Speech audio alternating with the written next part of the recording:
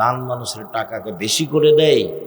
আল্লাহ রাসূল বলছেন, পৃথিবীর মানুষ শুনে রেখো, যদিও সুদ বাহ্যিকভাবে বাড়ে কিন্তু তার শেষ পরিণতি হচ্ছে নিঃস্ব। আমি শতদিন বলেছি যে কোরআন এবং হাদিসের সমন্বয়ে ফলাফল হলো যে যারা সুদ খায় তাকে একদিন না একদিন ভিক্ষা করে খেতে হবে, সে মাঠে নেমে যাবে, কোনো পথ থাকবে না। আজকের দিনে বৈঠকে সংক্ষিপ্ত সময়ে বক্তব্যের বিষয় সুদ ও ঘুষ। সুদ ও ঘুষ নিয়ে আমরা গুরুত্বপূর্ণ সংক্ষিপ্ত তথ্যবহল বিবরণের চেষ্টা করব ইনশাল্লাহুল আজিজ। সম্মানিত দিনী ভাই বোন, যেসব পাপের কারণে সরাসরি জাহান্নাম ঘোষণা হয়েছে তার একটি বড় পাপ হচ্ছে সুদ। যেসব পাপের কারণে মানুষের পরকাল হারিয়ে যাবে বলে রাসূল সাল্লাল্লাহু আলাইহি সাল্লাম ঘোষণা করেছেন, তার একটি বড় পাপ হচ্ছে সুদ। আবু হুরায়রা রাদিয়াল্লাহু তাআলা আনহু বলেন, রাসূল সাল্লাল্লাহু আলাইহি সাল্লাম বলেছেন, ইজতানিবুস সাবাল মুবিকাত, তোমরা 7টি ধ্বংসাত্মক জিনিস থেকে বেঁচে থাকো। তার 1 নম্বরে রয়েছে আশিরকু বিল্লাহ, আল্লাহর সাথে শিরক করা। 2 নম্বরে রয়েছে কাতলুন নফস, মানুষকে হত্যা করা। 3 নম্বরে রয়েছে ও আকলুর রিবা, সুদ খাওয়া। সুদ খাওয়া মহাপাপ। যেসব পাপের কারণে পরকাল হারিয়ে যাবে বলে রাসূল সাল্লাল্লাহু আলাইহি ওয়াসাল্লাম ঘোষণা দিয়েছেন, তার একটি বড় পাপ হচ্ছে সুদ।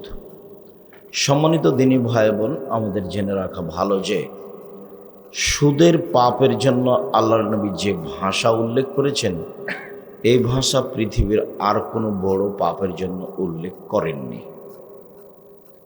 শুনলে অবাক হতে হবে, সুদের পাপের ভাষা এমন ভাষা হিসেবে মনে হচ্ছে যে এর চেয়ে নিচে নামার কোনো পথ নেই।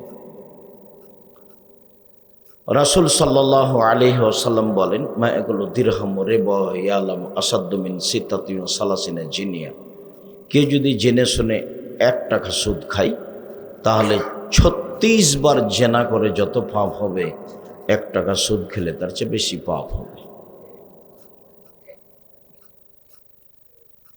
আবু হুরায়রা রাদিয়াল্লাহু তাআলা আনহু বলেন, রাসূল সাল্লাল্লাহু আলাইহি ওয়াসাল্লাম বলেছেন, আর রিবা সাবুনা জুজান আইসারাহা ইনকারুল উম্মাহু, সুদের পাপের 70টি ভাগ রয়েছে, ছোট থেকে বড়, বড় থেকে ছোট।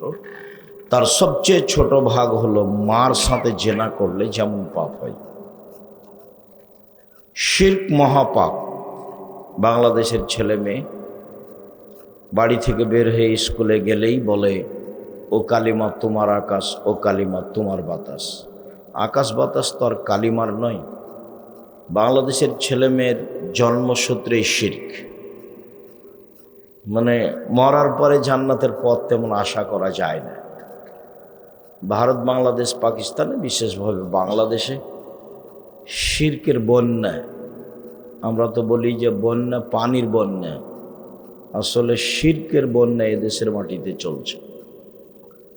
যার কারণে আমি এদেশের কে মানুষ শিক্ষিত আমি কোনোদিন হিসাব নিয়ে আসতে পারিনি। যারা খুব স্বাগত জানিয়ে আগ্রহ সহকারে এইসব গান বলে, তাকে আমি শিক্ষিত মানুষ বলতে আমি কষ্ট পাই। কেনই বা বলবো? ঠাকুর বাঙালিদের শত্রু, ঠাকুর মুসলমানের শত্রু, ঠাকুর ঢাকা বিশ্ববিদ্যালয়ের শত্রু। ভারত, বাংলাদেশ, পাকিস্তানের মুসলমান যখন ইংরেজদের হাতে নির্যাতিত, তখন ঠাকুর লন্ডনে মুছ পাকায়। সেই ঠাকুরের গান আমার ছেলে মেয়ে বলবে।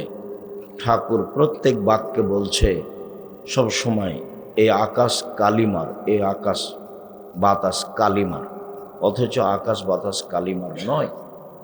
শিরক দিয়ে ঘেরা এদেশ। পৃথিবীর সবচেয়ে বড় পাপ হলো শিরক, কিন্তু ভাষা এমন নয়। পৃথিবীর দ্বিতীয় মহাপাপ হলো পিতামাতার অবাধ্য চলা, কিন্তু ভাষা এমন নয়। পৃথিবীর তৃতীয় মহাপাপ হলো মিথ্যা সাক্ষী দেওয়া। বগুড়া জেলে 20 বছর, 25 বছর, 10 বছর থেকে কত মানুষ জেলে আছে যে নিজেই জানে না আমি কেন জেলে। জজ জানে না ঘটনা কি, উকিল জানে না ঘটনা কি, সাক্ষীও জানে না ঘটনা কি। সাক্ষীকে বলেছে তোমাকে আমি 50,000 টাকা দিব, এভাবে সাক্ষী দিবা। তখন সাক্ষী জজের সামনে বলছে যে আমি 2 চোখে মারতে দেখেছি, অথচ যার কথা বলছে সে সেদিন বগুড়াই ছিল না, কিন্তু বলছে যে আমি 2 চোখে দেখেছি, তার নাম মিথ্যা সাক্ষী। রাসূল সাল্লাল্লাহু আলাইহি সাল্লাম যেভাবে বলেছেন তাতে মিথ্যা সাক্ষী পৃথিবীর 3য় মহাপাপ। মিথ্যা সাক্ষী মহাপাপ, এ কথাই ঠিক, এবং সিরিয়ালে 3 নম্বর মহাপাপ, কিন্তু তার ভাষা এমন নয়। ওই হাদিসের সিরিয়ালে 4 নম্বর মহাপাপ হলো সুদ খাওয়া, কিন্তু ভাষা সুদের যেভাবে আল্লাহ নবী উল্লেখ করেছেন পৃথিবীর আর কোনো পাপের ভাষা এমন নয়। তিনি বলেন কেউ যদি জেনে শুনে 1 টাকা সুদ খায় তাহলে 36 বার জেনা করে যত পাপ হবে, 1 টাকা সুদ খেলে তার চেয়ে বেশি পাপ হবে। রাসূল সাল্লাল্লাহু আলাইহি সাল্লাম বলেন সুদের পাপের 17টি ভাগ রয়েছে। ছোট ভাগ হলো মার সাথে জেনা করলে যেমন পাপ হয়, জেনা তো মহাপাপ। রাসূল সাল্লাল্লাহু আলাইহি সাল্লাম বলেন আল বিক্র বিল বিক্রে জিলদু মিয়াত তাগরিবু সানা। অবিবাহিত ছেলে মেয়ে যদি জেনা করে তাহলে তাকে 1 বছরের জন্য 100 লাঠি পিটিয়ে এলাকা থেকে তাড়িয়ে দিতে হবে। তিনি বলেন আসাইবু বিসাইব রাজম।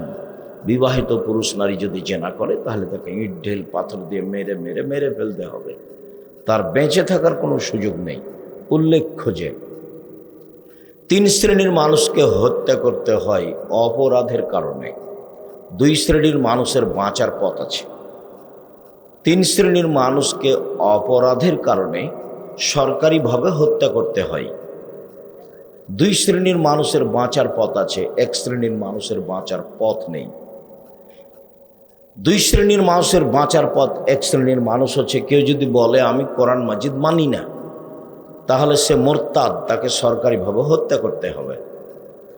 তাকে ফাঁসির মঞ্চে নিয়ে আসা হয়েছে, ফাঁস গলায় দেওয়া হবে। ও তখন বলছে আমার ভুল হয়েছে, আমার ভুল হয়েছে, আমি কথা ফিরিয়ে নিলাম, তখন তার আর ফাঁসি হবে না। অপরাধ ছিল ফাঁসির, কিন্তু কথা ফিরিয়ে নেওয়াতে তার আর ফাঁসি হলো না। 2 কেসাস। আপনি যদি আমাকে হত্যা করেন তাহলে আমার বাপ মা আপনাকে হত্যা করে নেবে, এর নাম কেসাস। আপনি যদি আমাকে হত্যা করেন আমার বাপ মা আপনাকে হত্যা করে নেবে, এর নাম কেসাস। এটাই আল্লাহর বিধান। এখন আপনাকে মঞ্চে নিয়ে যাওয়া হয়েছে, ফাঁসি গলায় দেওয়া হবে, তখন আমার বাপ মা বলছে না না আমরা মাফ করে দিলাম, আমরা কেসাস নিব না, আমরা মাফ করে দিলাম, আমরা কেসাস নিব না, তাহলে তাকে ফাঁসির মঞ্চ থেকে নামিয়ে নিতে হবে, তার ফাঁসি হবে না।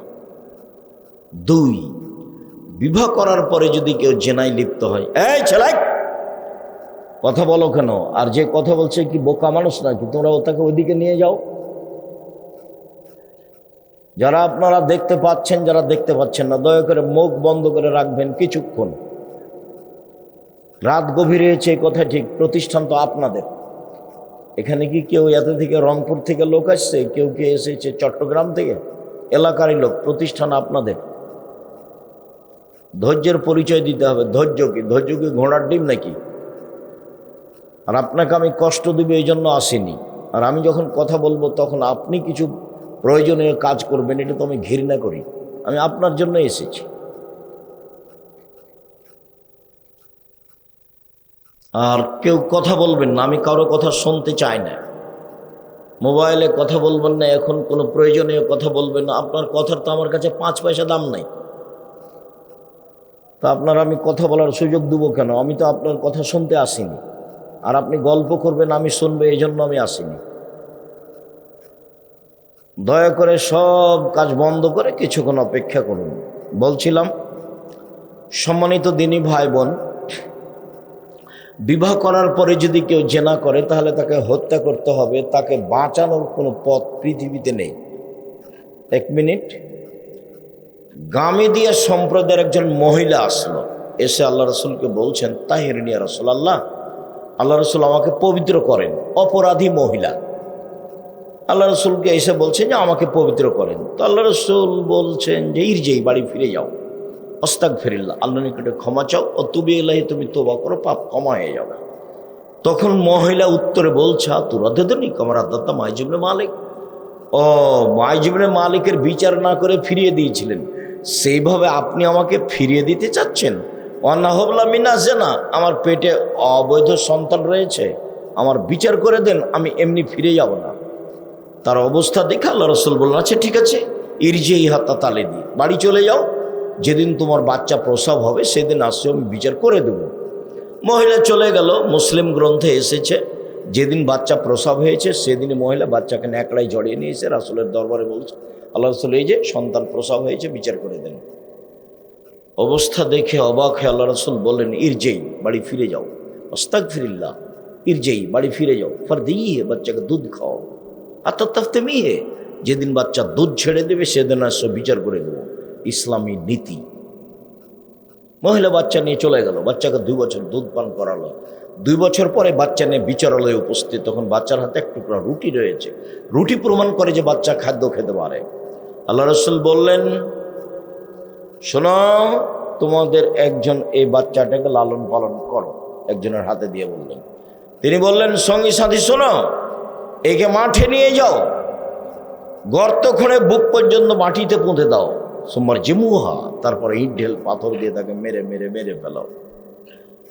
সাহাবীগণ বললেন, আমরা তাকে মাঠে নিয়ে গেলাম, গর্ত খুঁড়ে বুক পর্যন্ত মাটিতে পুঁতে দিলাম, চতুর্দিক থেকে ইট ঢেল পাথর মারতে লাগলাম। খালিদ বিন ওয়ালিদ বলেন, আমি একটা পাথর তার মুখের উপরে মারলাম, পাথরটা মুখে লেগে মুখ ফেটে রক্ত ছিটে এসে খালিদের গায়ে লাগলো। সাব্বাহা, খালিদ তাকে গালি দিয়ে বসলেন। তাদের ভাষায় এরকম কিছু যে আমাদের ভাষায় হতে পারে, ছি ছি ছি ছি, একজন জেনাকারিনী মহিলার গায়ের রক্ত আমার গায়ে লাগলো, এরকম কথা তিনি বললেন। তখন আল্লাহ রসুল বললেন, মাহলেনা খালিদ, খালিদ থামো, একে গালি দিও না, আল্লাহ তাবা তাওবা তাল্লাহ তাবা সাহেব মাকসিল্লাহ গভীর আল্লাহ। এ মহিলা এত ক্ষমা ভিক্ষে চেয়েছে আল্লাহর কাছে, এত তওবা করেছে, এরকম তওবা যদি বড় থেকে বড় পাপী করে তবু তার পাপকে ক্ষমা করা হবে। খালিদ, একে গালি দিও না। আবার বললেন, খালিদ, এর তওবা যদি মদিনার লোককে ভাগ করে দেওয়া হয় তাহলে সবার পাপ ক্ষমা হয়ে যাবে। এরপরে তিনি তার জানাজা করলেন, কাফন দাফন করলেন। তিনি বুঝলেন যে তার পাপ ক্ষমা হয়ে গেছে। হাজারো মানুষকে তার পাপ তওবা ভাগ করে দিলে সবার ক্ষমা হয়ে যাবে, মানে তার তো ক্ষমা হয়েই গেছে। তারপর আল্লাহর নবী নিজে জানাজা করালেন, মানে ক্ষমা হয়ে গেছে। তিনি নিজে কাফন দাফন করলেন, তিনি সব কিছু করলেন। পৃথিবীর এত বড় মানুষ তাকে বলতে পারলেন না যে যাও, তোমার পাপ ক্ষমা হয়ে গেছে, তোমার বিচার হবে না, এই কথা বলতে পারলেন না।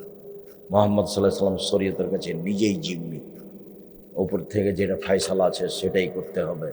তিনি ঘোষণা দিলেন সে নিষ্পাপ এখন, কিন্তু তার বিচার তিনি রক্ষা করতে পারলেন না।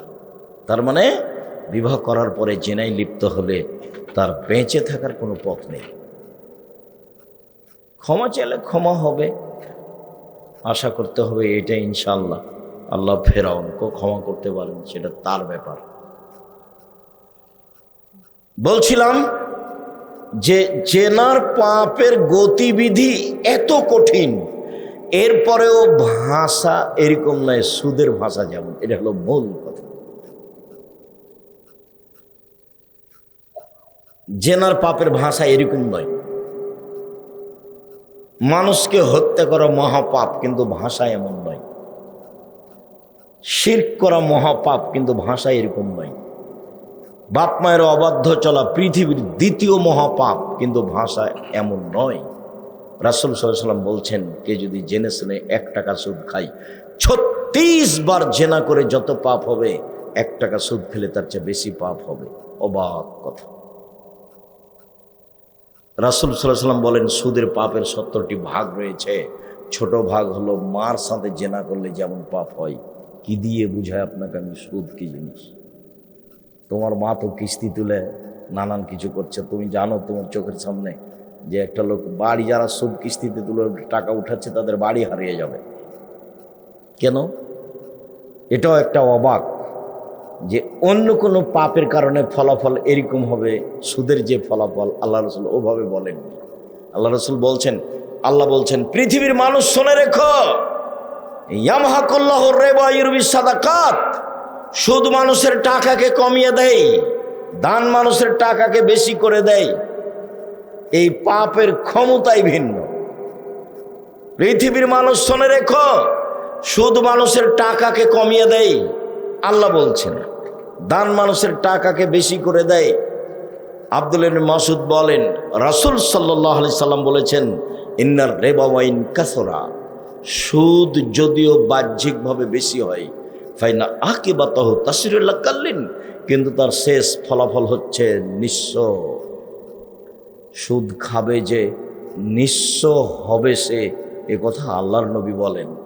সুদ খাবে যে তার টাকা কমে যাবে, এ কথা আল্লাহ তাআলা বলেন। আর আমি আব্দুর রাজ্জাক বিন ইউসুফ দুইটার সমন্বয়ে বলেছি, সুদ খাবে যে তাকে একদিন না একদিন ভিক্ষা করতেই হবে, নিশ্চিত ভিক্ষা করে খেতে হবে। সে নিজে খাবে, না হলে তার ছেলে মেয়ে খাবে, কেউ না কেউ খাবে, এই টাকা থাকবে না। সাধারণত সুদ খেলে দেশের টাকা দুই একজন ধনী মানুষের কাছে চলে যায়, বাকি লোক নিঃস্ব হয়ে যায়। সাধারণত সুদ খেলে পৃথিবীর দুই একটা দেশে টাকা চলে যায়, বাকি দেশগুলি দেউলিয়া হয়ে যায়। এটা তো আল্লাহর বিধান, হতেই হবে। বহু পরিবার আপনাদের চোখের সামনে কিস্তি তুলে কি কি করছিল, দেখুন বাড়িটা নিয়ে নিয়েছে ব্যাংকওয়ালা, ও এখন রাস্তায় নেমে গেছে, বাড়িটাই নেই। আপনাদের চোখের সামনে আছে কিনা আমি আমার বাসার সামনে দেখেছি, বাড়িটাই নেই। কিস্তিতে টাকা উঠিয়েছিল, এখন আর ও বাড়িটাই নেই, গেছে সব। তা আল্লাহ বলছে। আরেকটা জরুরি কথা যে আল্লাহ তাআলা বলছেন, ওয়াহাল্লাল্লাহুল বাই'a ওয়া হাররামার রিবা, আল্লাহ সুদকে হারাম করলেন আর ক্রয় বিক্রয় ব্যবসাকে হালাল করলেন। পাশাপাশি দুইটা এমন কেন? আল্লাহ তাআলা বলেন, পৃথিবীর মানুষ শুনে রেখো, সুদ চিরদিনের জন্য হারাম। আল্লাহ তাআলা বললেন, পৃথিবীর মানুষ শুনে রেখো, ব্যবসা চিরদিনের জন্য হালাল। সুদ হারাম, ব্যবসা হালাল। পাশাপাশির রহস্য কি? ওই সময় এক শ্রেণীর মানুষ বলতো, সুদেও টাকা বাড়ে, ব্যবসাতেও টাকা বাড়ে, তা একটা জায়েজ একটা না জায়েজ কেন? দুটাই জায়েজ হবে। সুদ খেলেও টাকা বাড়ে, ব্যবসা করলেও টাকা বাড়ে, তো দুটাই জায়েজ হবে, তো একটা হারাম একটা হালাল কেন? আমি এক ধরনের বলতাম, কিন্তু আব্দুল্লাহর বক্তব্য একদিন শুনছিলাম আমি, যখন ও লন্ডন থেকে আসলো, তখন আমি বুঝলাম যে ওহো, সুদের ঘটনা তো তাই। আমি তো কোনো দিন ধরতে পারিনি এটা, আমি তো অনুবাদ করি এবং বলি। রহস্য হলো এই যে টাকার জন্ম হয়েছে বিনিময়ে ব্যবহারের জন্য। আল্লাহ মুদ্রাকে সৃষ্টি করেছেন বিনিময়ে ব্যবহার করার জন্য। আমি এই টিস্যু বক্সটা নিয়েছি, বিনিময়ে 30 টাকা দিয়েছি, তো আমার টাকাটা এইটার বিনিময়ে ব্যবহার হলো। আমি 10 কেজি চাউল কিনেছি, বিনিময়ে আমি রিয়াল দিয়েছি। আমি 20 কেজি গম কিনেছি, বিনিময়ে আমি ডলার দিয়েছি। তাহলে বিনিময়ে ব্যবহার হওয়ার জন্য কিসের জন্ম হয়েছে? টাকার, মুদ্রার। তো এখন যদি কেউ টাকা দিয়েই টাকা নেয়, তাহলে কি বিনিময় হলো? তো যেই জিনিসটা হুবাহু কম বেশ হয়, কমবেশ হয়, এর নাম সুদ, তার নাম জুলুম। যখন মানুষ টাকা দিয়ে টাকা নেবে, তখন টাকার উপরে জুলুম করা হবে। আল্লাহ টাকাকে যে জন্য সৃষ্টি করেছেন, তখন আর সেই মানে টাকা থাকতে পারলো না, তখন ওই লোকটা টাকার উপরে জুলুম করলো। আর যার উপরে জুলুম করা হবে সে থাকতে পারে না, সে একদিন যাবেই। আমাদের বিএনপির সভাপতির চেয়ারম্যান, দায়িত্বশীল মানুষ, এখানে এসেছেন। আপনারা যদি তাকে সম্মান না করে এমনি কোথাও বসতে দেন নিচে, তাহলে মনে করবে যে আমাকে তো সম্মান করলো না। তখন ধীরে ধীরে উনি কী করবেন? চলে যাবেন, কেটে পড়বেন। কেননা তিনি বুঝতে পারছেন যে আমাকে অপমান করা হচ্ছে। টাকা যখন বুঝতে পারবে টাকা যে আমাকে অপমান করা হলো, তখন টাকা আর সেখানে থাকবে না। খুব ভালোভাবে মনে রাখতে হবে, টাকার জন্ম হয়েছে কিসের কারণে? বিনিময়ে ব্যবহারের জন্য। বোঝা যায় না কথা মনে হয়। টাকার জন্ম কেন হয়েছে? বিনিময় ব্যবহারের জন্য। এইটা দিয়ে আরেকটা নিতে হবে, এইটা দিয়ে আরেকটা নিতে হবে। যখন আপনি টাকা দিয়ে টাকা নেবেন, তখন কি আল্লাহ তাকে যে জন্য সৃষ্টি করেছেন সেটা কি হলো? সেটা হলো না, তখন আর থাকতে পারবে না, তখন একদিন না একদিন চলে যাবে। তাই আল্লাহ বলছেন ইয়ামহাকুল্লাহু রিবা, সুদ মানুষের টাকাকে কমিয়ে দেয়, দান মানুষের টাকাকে বেশি করে দেয়। আল্লাহ রাসূল বলছেন পৃথিবীর মানুষ শুনে রেখো, যদিও সুদ বাহ্যিকভাবে বাড়ে কিন্তু তার শেষ পরিণতি হচ্ছে নিঃস্ব। আমি শতদিন বলেছি যে কোরআন এবং হাদিসের সমন্বয়ে ফলাফল হলো যে যারা সুদ খায় তাকে একদিন না একদিন ভিক্ষা করে খেতে হবে, সে মাঠে নেমে যাবে, কোনো পথ থাকবে না। কোটি কোটি টাকা লোন নিয়ে ব্যবসা করতে হবে না। এইভাবে উপার্জনের পথ চারটে: এক, দিনমজুরি, সন্ধ্যায় টাকা শেষ, ঝামেলাও শেষ। দুই, চাকরি, 25 দিনে টাকা শেষ হয় সাধারণত, 5 দিন ধার কর্জ করে চলে। ব্যতিক্রম চাকরি আছে, কিন্তু সাধারণত চাকরির টাকা শেষ হয় কয়দিনে? 25 দিনে। 3, জমি চাষ, সমান সমান না হয় লস, এই হলো জমি চাষের ফল। 4, ব্যবসা। তখন আল্লাহ রাসূল বললেন আত্তাজির আসসাদু আল আমিন এখনো ইয়াউমাল কিয়ামা মা শুহাদা সিদ্দিকুন আল আম্বিয়া, সত্যবাদী বিশ্বস্ত ব্যবসায়ীরা বিচার মাঠে নবীগণের সাথে জান্নাতে থাকবেন। এই আবার কেমন কথা? এটাও তো অবাক। কেমন অবাক শোনেন। একজন সাহাবী রাসূল সাল্লাল্লাহু আলাইহি সাল্লামের কাছে রাতে ওজুর পানি আর মেশক নিয়ে গেছেন। উনি বলছেন যে ফাআতাইতুহু বিওয়াজুইন ওয়া হাজাতিহি, তার ওজুর পানি এবং তার প্রয়োজনীয় জিনিস মেশাক কিছু আমি নিয়ে গেলাম। তিনি এটা দেখে এত খুশি হলেন, খুশি হয়ে আমাকে বলছেন সালমা শেতা, আমি তোমার কাজে খুব খুশি হয়েছি, চাও যা চাইবার চাও। মালিকেরা অধীনস্থ লোককে এভাবে বলে খুব খুশি হলে। যখন একটা ছোট কর্মচারী আহমদ জি উপস্থিত, আহমদ জি উপস্থিত বলার সাথে সাথে দৌড়িয়েছে উপস্থিত। আর একটা কর্মচারী খালেদ নেই, খালেদ নেই, খালেদ নেই। কিছুক্ষণ পরে এসে বলছে স্যার ডাকছিলেন আমাকে। এই যে তোর হবে না রে, তুই যা। তো মুহাম্মদ সাল্লাল্লাহু আলাইহি সাল্লাম তার অধীনস্থ লোকটার প্রতি খুশি হয়েছেন। খুশি হয়ে বলছেন সালমা শেতা, তোমার যা ইচ্ছা চাও, আমি খুব খুশি হয়েছি তোমার এই কাজে। তখন সাহাবী বলছেন আসআলুকা মুরাফাকাতাকা ফিল জান্নাহ, আপনার সাথে জান্নাতে থাকতে চাই। আল্লাহ রাসূল বুঝতে পারেননি যে এই কথা বলবে। আল্লাহ রাসূল তার গায়েবের খবর জানেন না। মহল্লা সাহেব এসে নাই আপনাদের সামনে এমন বক্তব্য দিলেন, বক্তব্যতে বললেন যে কে বলছে হাত তুলে দোয়া করা যাবে না। কত হাদিস আছে, বই পুস্তক খুলে দেখালেন। কেউ যদি বলতো যে মুফতি ফাইজুল্লাহ হাটহাজারী চট্টগ্রাম আজ থেকে নিয়ে 50 বছর আগে বলেছে নামাজের পরে হাত তুলে দোয়া করা বিদাত, স্পষ্ট শরীয়তে, এই উজ্জ্বল শরীয়তে জামাতবদ্ধভাবে হাত তুলে দোয়া করার কোনো হাদিস নাই, জাল হাদিস নাই, ভুয়া হাদিস নাই, বানানো হাদিস নাই। পৃথিবীর কোনো বিদ্বান বলেনি নামাজের পরে হাত তুলে দোয়া করতে হবে। বড় হানাফি মুফতি ফাইজুল্লাহ হাটহাজারী চিটাগাং, আমাদের বলার কি দরকার? মুফতি ফাইজুল্লাহ হাটহাজারী চট্টগ্রাম বড় মুফতি, আজ থেকে 50 বছর আগে কলমে লিখেছে যে নামাজের পরে হাত তুলে দোয়া করতে হবে। তার জাল হাদিসও নাই, ভুয়া হাদিসও নেই, হাদিসই নেই, মানে জাল যে ভুয়াও নাই। এখন কি হাদিস খুলে দেখালেন, আল্লাহই ভালো জানে। তো মুফতি ফাইজুল্লাহ হাটহাজারীর বইয়ের সাথে বাহাস করলে হয়, বই তো আছেই, উনি কলমে লিখে গেছেন। আর বোখারি ওনারা পড়ান, বোখারিতে এক জায়গাতে বাব বাঁধা আছে, অধ্যায় অনুচ্ছেদ উল্লেখ করা আছে। ইমামকেও সূরা ফাতিহা পড়তে হবে, মুক্তাদিকেও পড়তে হবে, নীরবে কেরাত হলেও পড়তে হবে, সরাবে কেরাত হলেও পড়তে হবে, একাই থাকলেও পড়তে হবে, জামাতবদ্ধ থাকলেও পড়তে হবে।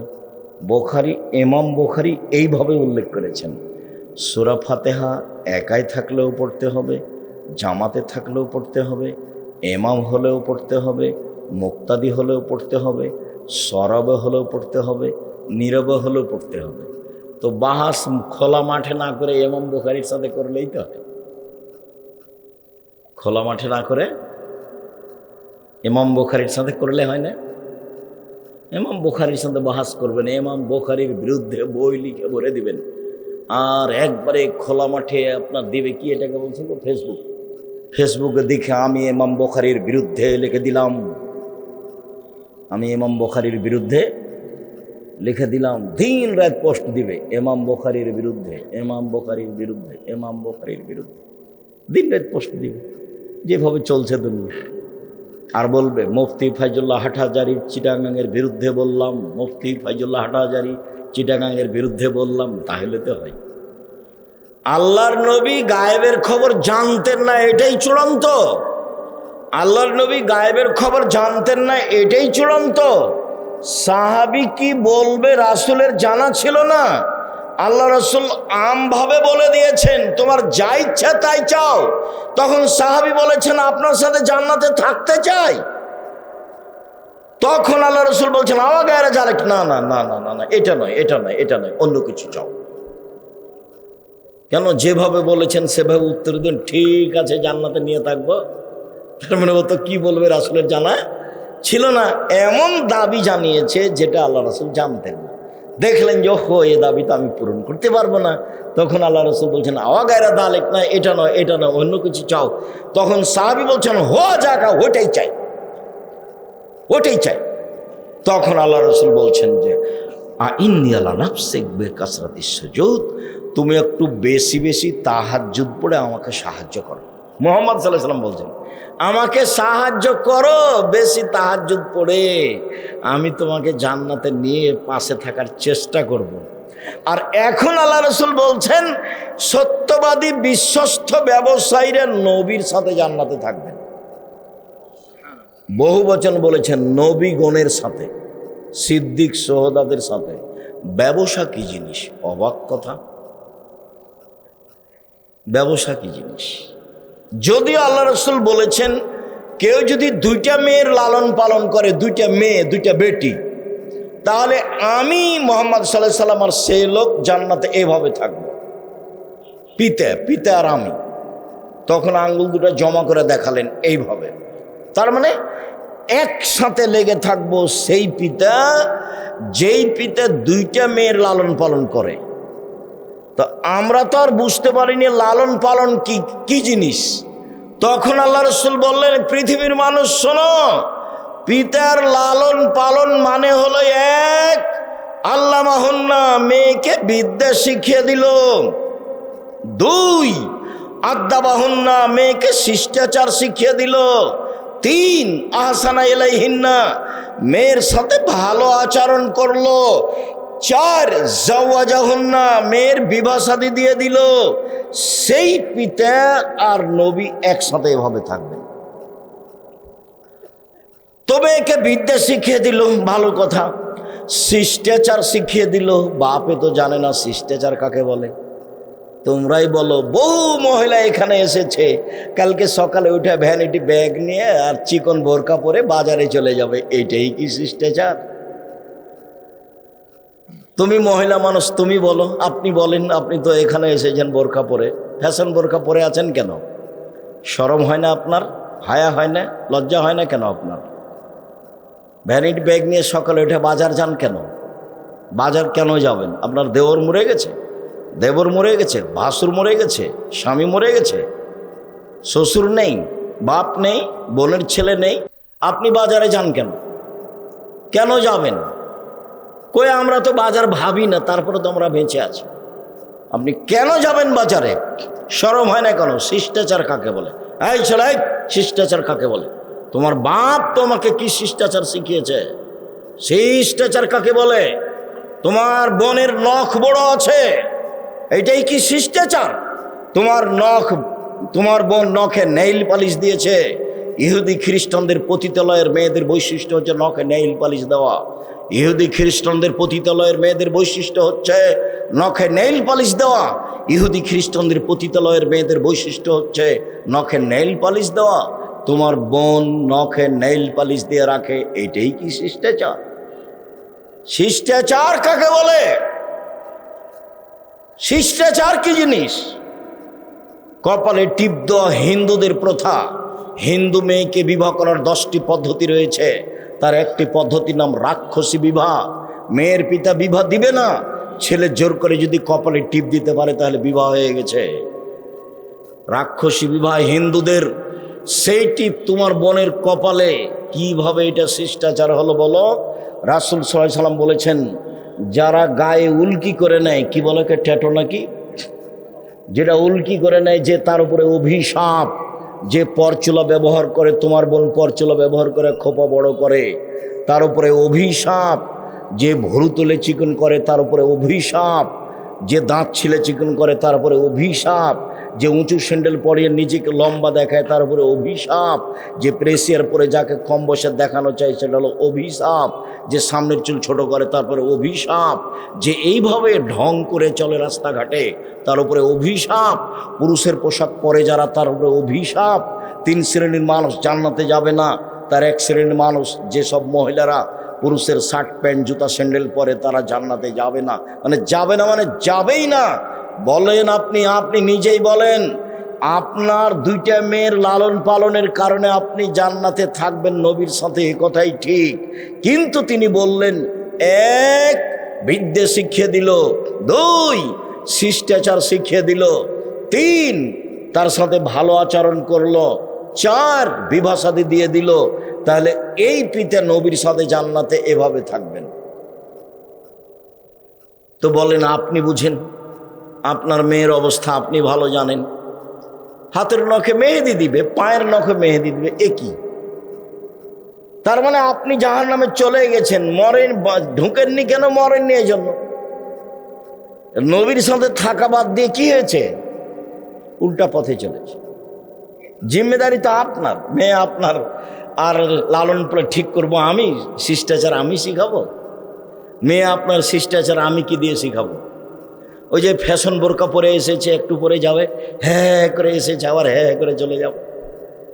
আপনি ভালো জানেন শিষ্টাচার কাকে বলে। নবীর সাথে তো থাকা যাবে। বলছিলাম, সম্মানিত দিনী ভাই বোন, সত্যবাদী বিশ্বস্ত ব্যবসায়ীরা নবীর সাথে জান্নাতে থাকবেন, এ কথা মুহাম্মদ সাল্লাল্লাহু আলাইহি সাল্লাম বলেন।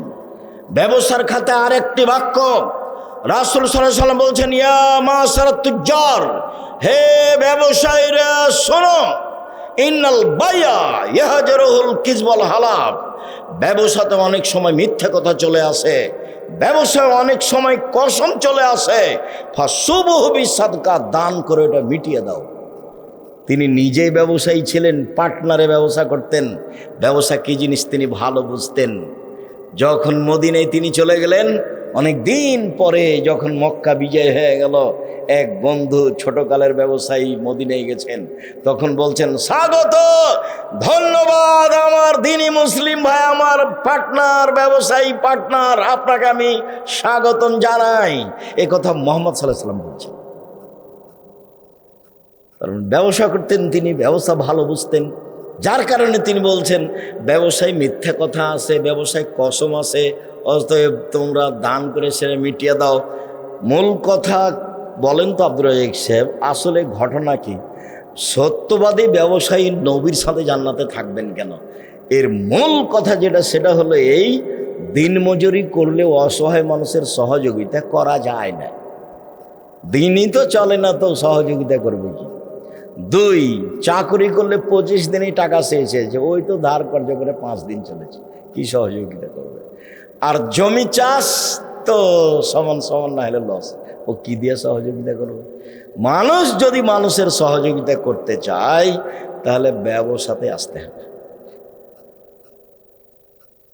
আর মানুষ এত কলা কৌশলে ব্যবসা করে যে ঢাকা বসুন্ধরা এলাকায় হাজারো হাজার শতক মানুষের জমি আছে, জমি কিনা আছে 50,000 টাকা শতক, হয়তো বা তাও নয়, জমি বিক্রি হচ্ছে 1 কোটি টাকা শতক। তাহলে সকালে কিনেছিল 50,000 আর বিকালে হচ্ছে 1 কোটি, তাহলে কত টাকা? তারপরে দেখবেন টিস্যু বসুন্ধরা, মরিচের গুঁড়া বসুন্ধরা, আটা বসুন্ধরা, সোয়াবিন বসুন্ধরা। তার মানে ব্যবসার কত পথ ঘেরা আছে, হয় সেই চকুস আর না হলে অধীনস্থ লোক চকুস। ব্যবসা কাকে বলে? ঘুমের ঘরে ব্যবসা করতে হবে। ঘুমের ঘরে এত টাকা, কোটি টাকা, কোটি টাকা, টাকা কোথায় রে? ব্যবসাকে ভালোবেসে ব্যবসা করতে হবে। আর বলতে হবে নিজেকে অসহায় মানুষের পাশে দাঁড়ানোর জন্য ব্যবসা করছি, সরকারকে উঠানো বসানোর জন্য নয়। কার পাশে দাঁড়াবো? সেই জন্য অসহায় মানুষের পাশে দাঁড়াবো, সেই জন্য ব্যবসা করছি। ব্যবসা দিয়ে জান্নাত কিনে নিব, টাকা দিয়ে জান্নাত কিনবো। আরে 5 ওয়াক্ত সালাত আদায় করলে জান্নাত পাওয়া যায় কিনা যায় না? হজ করলে জান্নাত পাওয়া যায় কিনা যায় না? উমরা করলে জান্নাত পাওয়া যায় কিনা যায় না? রামজানে রোজা থাকলে, সিয়াম থাকলে জান্নাত পাওয়া যায় কিনা যায় না? তাসবিহ তাহলিল জিকির আজকার করলে জান্নাত পাওয়া যায় কিনা যায় না? দান করলে জান্নাত কিনা যায়? আল্লাহ বলছেন, পৃথিবীর মানুষ, তোমার টাকা এবং জানের বিনিময়ে জান্নাত আমি বিক্রি করে দিলাম, তৈরি করেছি, আমি বিক্রি করলাম তোমার কাছে। আল্লাহ বলছেন এই কথা। তা আপনি যে জান্নাত কিনবেন তো টাকা লাগবে না? একজন লোক এসে বলছে, আল্লাহ রাসূল, আমার আব্বা মারা গেছেন, জমি জায়গা অর্থ সম্পদ ছেড়ে গেছেন, কোনো কিছু ওসিয়ত করেননি। আমি যদি আমার আব্বার নামে দান করি তাহলে আমার আব্বার পাপ মিটে যাবে কি? আল্লাহ রাসূল বলেন, হ্যাঁ, তোমার বাপের পাপ মিটে যাবে। তখন তিনি বললেন না ছোট, তখন তিনি বললেন না বড়, তুমি দান করলে তোমার বাপের নামে তোমার বাপের পাপ মিটে যাবে। এটাই চূড়ান্ত হাদিস, বুখারী মুসলিম। হজ করে আপনি আপনার বাপের কিছু করতে পারবেন না, উমরা করে আপনি আপনার পিতার কিছুই করতে পারবেন না, আপনি রমজান মাসে সিয়াম থেকে, রোজা থেকে আপনার পিতার কিছুই করতে পারবেন না, আপনি আপনার এই যাকাত দিয়ে আপনার পিতার আপনি কিছুই করতে পারবেন না, তাসবিহ তাহলিল জিকির আজকার করে আপনার পিতার আপনি কিছুই করতে পারবেন না। এত বড় গুরুত্বপূর্ণ বিরল ইবাদত সালাত নামাজ, এরপরে আপনি আপনার বাপের কিছুই করতে পারবেন না। আপনি দান করেন, আপনার বাপের কবরের শাস্তি বন্ধ হয়ে যাবে। এক ভিন্ন ইবাদত, অবাক ইবাদত পৃথিবীতে দান। তো টাকাই নাই, আপনি দান করেন কি দিয়ে? এই জন্য এবার আপনি বুঝতে পেরেছেন কি যে সত্যবাদী বিশ্বস্ত ব্যবসায়ী নবীর সাথে থাকবেন কেন? তারা অসহায় মানুষের পাশে দাঁড়াতে পারে সেই জন্য। এটা জামিয়া সালাফিয়ার এখন মুআদালাযুক্ত, জামিয়া সালাফিয়ার সাথে সম্পৃক্ত প্রতিষ্ঠান। একে আপনাকে মন দিয়ে ভালোবাসতে হবে।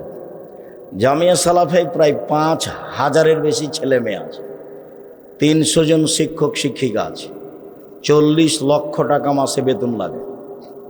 40 লক্ষ, প্রায় সব জমি কিনা। রাজশাহীতে যেটা আছে সেটা প্রায় 50 বিঘা জমির ওপরে। রাজশাহীতে যেটা মহিলাদের আছে সেটা প্রায় 60 থেকে 70 বিঘা জমির ওপরে। রূপগঞ্জ, নারায়ণগঞ্জ, পূর্বাচলে যেটা আছে সেটা প্রায় 100 বিঘা জমির ওপরে, প্রায় সবই কিনা। টাকা কোথায় পাওয়া যায়? বগুড়ার লোকে দেয়। লেখক আব্দুল আজিজ, আমি তো কোনো দিন দিইনি। কেউ দেয়। জামিয়া সালাফে বিত্তশালী দিয়ে চলে না, সরকারি পয়সা দিয়ে চলে না, বৈদেশিক কোনো সংস্থা দিয়ে চলে না, কোনো নির্ধারিত ব্যক্তি দিয়ে জামিয়া সালাফে চলে না। জামিয়া সালাফে আপনার আমার 10 জনের কম সম সাধারণ দাম দিয়ে চলে, তার নাম জামিয়া সালাফিয়া। এদেশের শিরক মুক্ত প্রতিষ্ঠান জামিয়া সালাফিয়া, বিদাত মুক্ত প্রতিষ্ঠান জামিয়া সালাফিয়া, দলমুক্ত প্রতিষ্ঠান জামিয়া সালাফিয়া, সংগঠন মুক্ত প্রতিষ্ঠান জামিয়া সালাফিয়া, হিংসা মুক্ত প্রতিষ্ঠান জামিয়া সালাফিয়া। জামিয়া সালাফিয়ার সাথে যত প্রতিষ্ঠান জড়িত হবে সবকে দলমুক্ত হতে হবে, সংগঠন মুক্ত হতে হবে, শিরক মুক্ত হতে হবে, বিদাত মুক্ত হতে হবে এবং হিংসা মুক্ত হতে হবে। মাথাটা ফ্রি খালি রাখতে হবে। কারো প্রতি ভালোবাসা বেশি আর কারো প্রতি ভালোবাসা কম, এটা রাখা হবে। যার উপরে ভালোবাসা কম আছে আপনি তো তার জন্য বদনাম করবেন তাহলে তো আপনি জাহান্নামে চলেই গেছেন। জেনা মহাপাপ এ কথা ঠিক, সুদ মহাপাপ এ কথা ঠিক। যদি আপনি রাতে উঠে বলেন যে সুদ লেনদেন বন্ধ করলাম, মুহাম্মদ সাল্লাল্লাহু আলাইহি সাল্লাম শেষ ভাষণে বললেন, পৃথিবীর মানুষ শুনে রেখো, কুল্লু আমরিন মিন জাহেলিয়া, জাহেলিয়াতের যুগে যত লেনদেন নিয়ম নীতি ছিল, জঘন্য নিয়ম নীতি, সব আমি আজকে হজের মাঠে বিদায় হজে 2 পায়ের নিচে রেখে দিলাম। তারপরে বলছেন, আমি সুদকে আমার পায়ের নিচে রেখে দিলাম। সর্বপ্রথম আমার চাচার সুদ মওকুফ ঘোষণা দিলাম, আমার চাচার সুদ লেনদেন আর হবে না। নিজের তো আর টাকা নাই বলতে পারেন না, নিজের বাপেরও তো কিছু নাই, বাপ তো মারা গেছে কবে, মা তো নাই, এখন কার টাকার উপরে ক্ষমতা দেখাচ্ছেন? চাচার। চাচা মানে পিতার স্থানে চাচার টাকার উপরে ক্ষমতা দেখাচ্ছেন মুহাম্মদ সাল্লাল্লাহু আলাইহি সাল্লাম। পৃথিবীর মানুষ শুনে রেখো, সুদকে আমি পায়ের নিচে রেখে দিলাম, চিরদিনের জন্য সুদ বন্ধ ঘোষণা দিলাম। সর্বপ্রথম আমার চাচার যত সুদ লেনদেন ছিল সব মওকুফ ঘোষণা দিলাম। আমার চাচার সুদ নিয়ে আর কোনোদিন কিয়ামত পর্যন্ত কোনো কথা হবে না। আজকে যদি বলেন যে সুদ লেনদেন সব বন্ধ করলাম, আল্লাহ তুমি মাফ করো, সব পাপ ক্ষমা হয়ে যাবে ইনশাআল্লাহ। 80 বছর বয়সে একদিনও সালাত আদায় করেননি, এখন বলছেন আমার ভুল হয়েছে, আল্লাহ মাফ করো, ইনশাআল্লাহ সব পাপ ক্ষমা হয়ে যাবে। কিন্তু ওই যে একজনের বিরুদ্ধে থেকে বললেন ও লোক খুব খারাপ, এখন ক্ষমা নেন দেখি। এখন কিয়ামত পর্যন্ত ক্ষমা চাইলে ওটা হবে না। কিভাবে হবে? ওর হাত ধরে ক্ষমা নিতে হবে যার বদনাম করেছেন, তাহলে হবে। যদি আমি হাত ধরে ক্ষমা নেননি তাহলে কি হবে? বিচারের মাঠে আল্লাহ বলবেন যে নেকি দিয়ে পরিশোধ করে দাও, ওখানে তো আর হাত ধরে ক্ষমাও চলবে না, আল্লাহ ওটা মাফও করবেন না, তাহলে বিচার হবে কিভাবে? নেকি দিয়ে বুঝিয়ে দিতে হবে যার যার বদনাম করেছেন। আপনাকে আমি কতবার বলেছি দোকানে গিয়ে বসবেন না, হাজারো লক্ষবার বলেছি জাতির সামনে দোকানে গিয়ে বসবেন না। দোকানে ল্যাংটা মেয়ে টিভিতে নাচে, ওখানে বসতে হবে না। আরো 2 জন বসে আছে, ওরা বদনাম করে আড্ডা পিটে, ওখানে বসা হবে না। আসসালামু আলাইকুম আহমদ, লবণ আছে? জি আছে। মরিচ আছে? জি আছে। 1 কেজি লবণ দাও আর 200 মরিচ দাও। দেওয়া হয়েছে, টাকা হয়েছে, দাও, আসসালামু আলাইকুম। এই পর্যন্ত দোকানের সামনে থামতে পারবেন। দোকানের সামনে বসে থাকেন কেন? ঘন্টার ঘন্টা বসে থাকেন, শরম হয় না? মাথায় টুপি থাকে, লজ্জা হয় না? ইতস্তবোধ হয় না? খারাপ লাগে না? কেন বসে থাকবেন? থাকবেন কেন? নিজে কি গরু ছাগল মনে করেন? পশু প্রাণী মনে করেন?